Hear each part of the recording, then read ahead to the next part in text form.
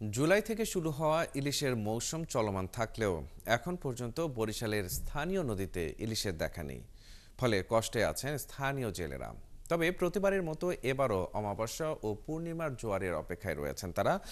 আশা, আগামী অমাবস্যার জোয়ারে ইলিশের দেখা মিলবে। বিধান সরকারের প্রতিবেদন। গেল এক দশকের মধ্যে এবারই ভরা মৌসুমেও নদীতে ইলিশের তেমন দেখা মেলেনি। তাই দুশ্চিন্তায় বরিশালের কালাবদর নদী পাড়ের জেলেরা।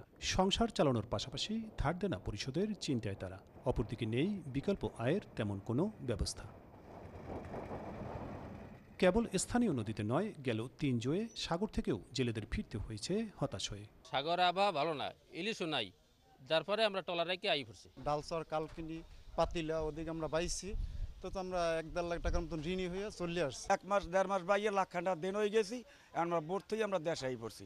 যদিও আবহাওয়া বৈরী না হলে এবারের অমাবস্যার জয়ে ইলিশের দেখা মিলতে পারে এই আশায় বুক বেঁধে নতুন জাল তৈরি করেছেন জেলেরা। ৩টা খাওয়া পাইছি, ৩ খাওয়া পাইয়া দুগ্গা ইলিশ মাছ পাইছি। এখন মাছ কম জোবার নরম হয়েছে না, আবার রাগ জবা হইলে আবার সেই সময় একটু বেশি পাওয়া যেতে পারে। ইনকাম করছি ১৪-১৫ হাজার টাকা, ৬ হাজার টাকা জাল, ৩ জন মানুষ, তা খাইলে এই ১ মাস ১.৫ মাসে পাইছি। বিভাগীয় মৎস্য কর্মকর্তা জানান, ইতোমধ্যে নদীতে সাগর থেকে আসা ছোট ইলিশের দেখা মিলেছে। আগামী নিষেধাজ্ঞার আগ পর্যন্ত টানা ১.৫ মাস ইলিশের দেখা মিলবে।